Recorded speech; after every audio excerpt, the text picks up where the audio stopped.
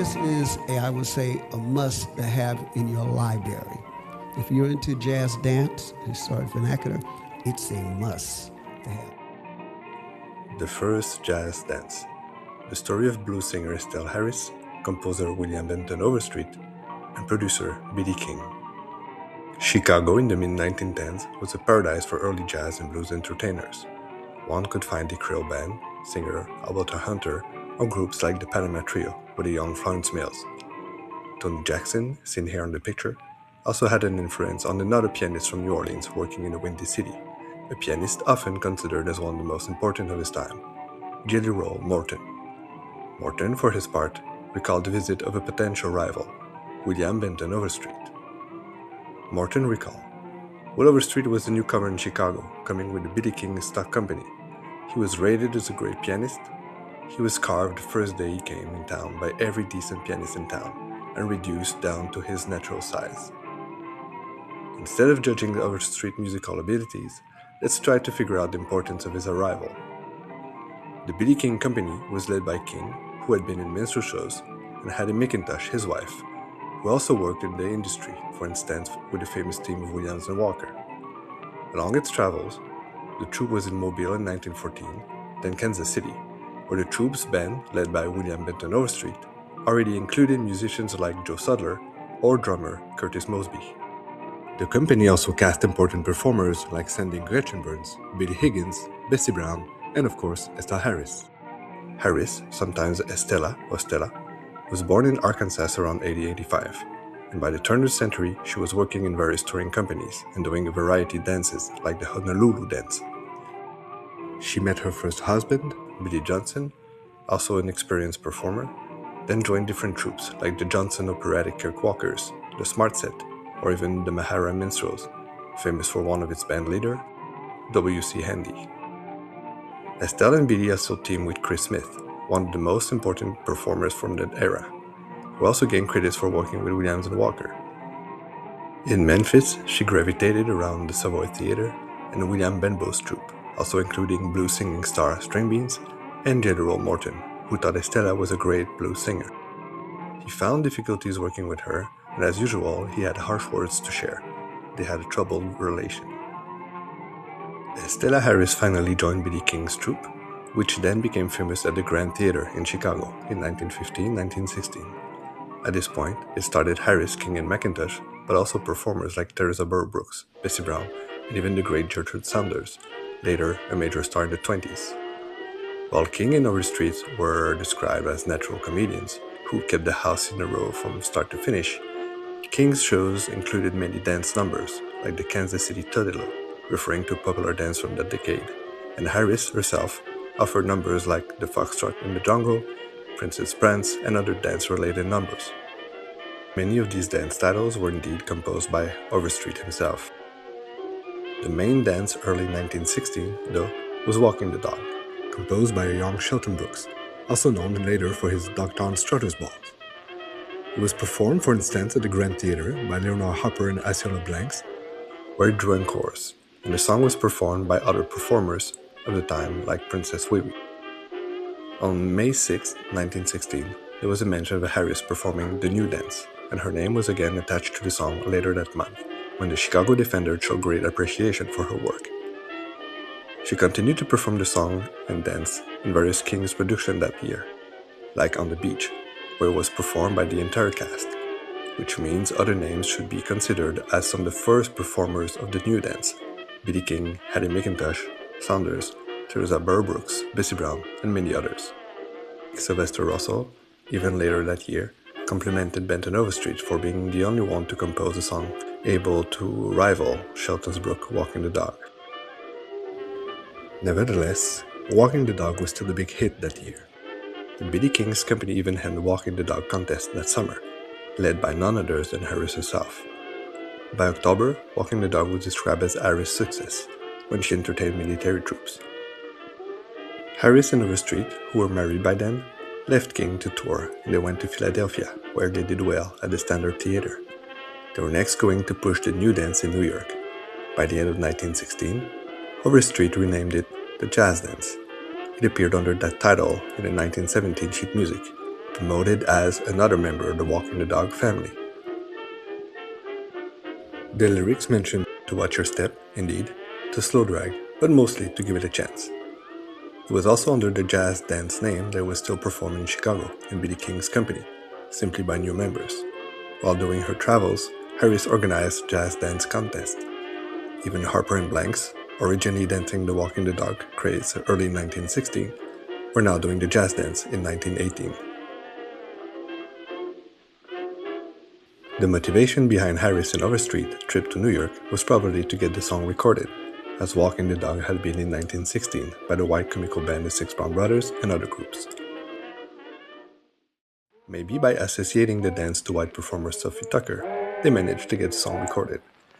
There was an instrumental version of the jazz dance by famous orchestra of W.C. Handy, which is the first song heard on this video, and advertisements of the time show how Handy's records were presented on the line of both blues and jazz dancing.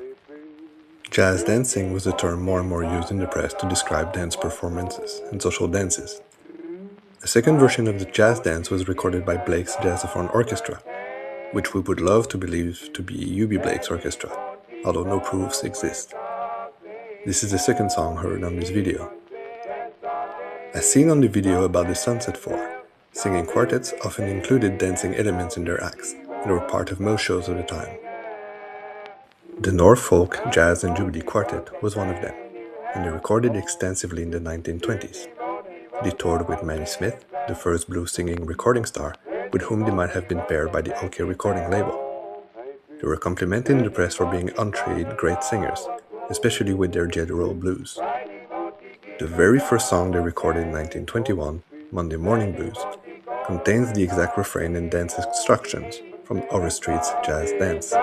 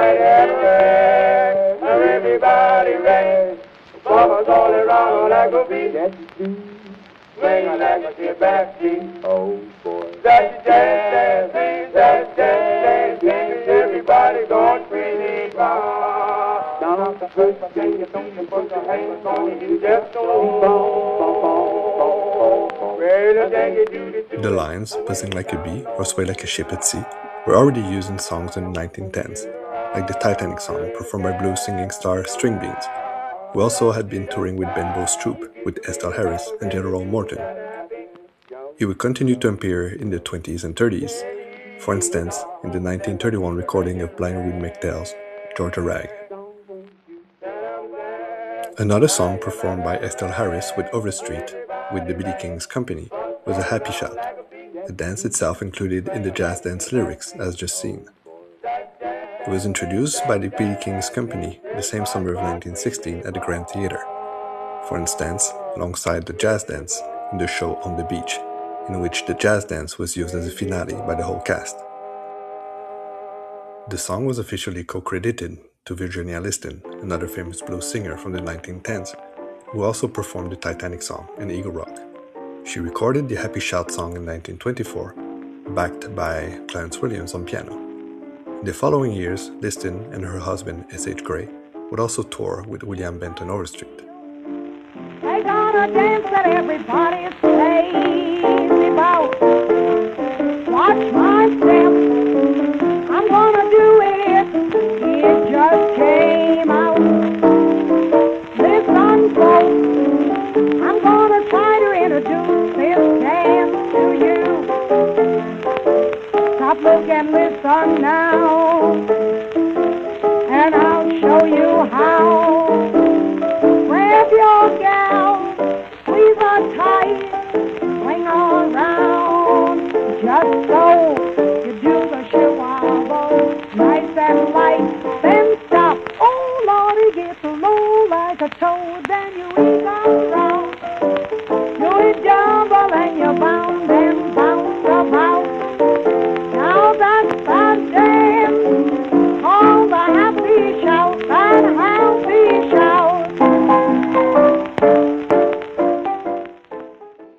William Benton Overstreet's real success on record came from the Black Swan label, from Pace and Handy, who had Ethel Waters record There'll Be Some Changes Made, co-written with Billy Higgins, also from B.B. King's company. The song would be covered by a long list of artists on both sides of the color line, including Fats Waller, Benny Goodman, and many others. Despite splitting with Harris, Overstreet stayed in Philadelphia, still plunking along the old Quaker City, he wrote. Higgins and Overstreet also wrote Early Every Morning I Want My Loving, recorded by Hunter, with Louis Armstrong on cornet, who also backed Bud Beans and Susie when they recorded Overstreet's He Likes It Slow in 1926. By 1927, he was working for William Benbow's troupe, and singer Elnora Johnson seemed to be linked to the cast.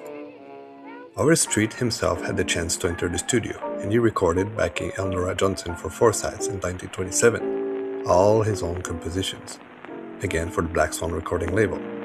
Red Calcutta, tell me with my love. Oh, red Calcutta, tell me with my love. Hey, step aside, Captain, let me get on board. I've never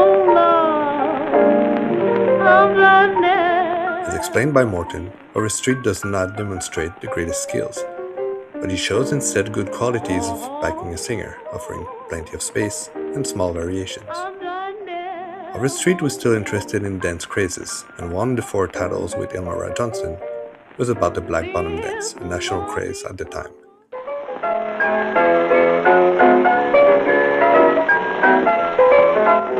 They've got a dance going around, it's spreading over every town. It's got everybody trying to learn how it goes. They praise about it because it's late. I like it cause it's up to date. That dance make you take it from your head to your toes. I like that thing, all the black bottom. That thing sure is a wow. I like that thing because it's got 'em. You better learn it now. You gotta dip like a dip, do a dip, take a trip, backward, forward, side to side, then you do the black bottom slide. I like that thing, all black bottom, butts everywhere. You gotta swing, you gotta bring, you gotta sing, all through that thing. Now want you all to know that the Dawson's got to go because I like that thing, all black bottom. One of his other titles, Brand New Charleston, was recorded by Jimmy O'Brien and sung by Ruth Coleman. Finally, in 1929, he backed singer-comedian Sam Third for Four Sides, including his own composition, Get It in Front.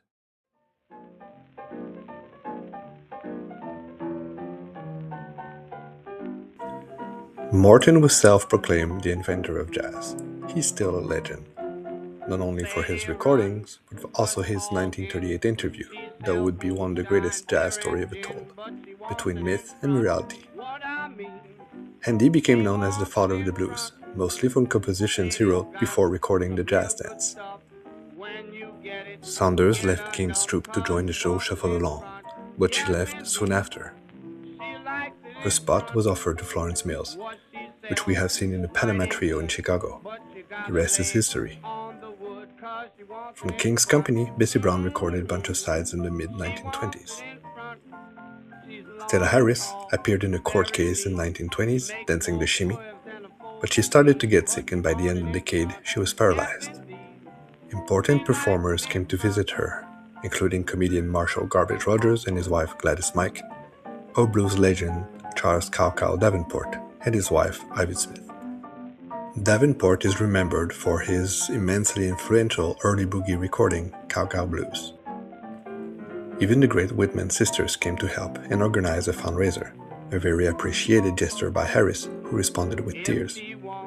The Whitman sisters troupe at the time participated with donations, Some important names listed are Willie Too Sweet, Leonard Reed, who around the same years would create the famous Chim Cham routine, and Princess Wee Wee, who had been dancing the rival dance Walking the Dog. Another Walking the Dog dancer, Leonard Harper, would become famous as a producer at the Coney's Inn in New York. His show, Hot Chocolates, helped to promote Louis Armstrong as a national star. William Benton Overstreet, as a bandleader and composer, worked in Detroit and died in 1934. His last composition, Tap Dancers on Parade, was brought to the Library of Congress the following year. Curtis Mosby, from his early bands in Kansas City and Chicago, became famous on Central Avenue in Los Angeles. He eventually hired Norma Miller as a choreographer for his Club Alabama in the mid-40s before she got her own revue.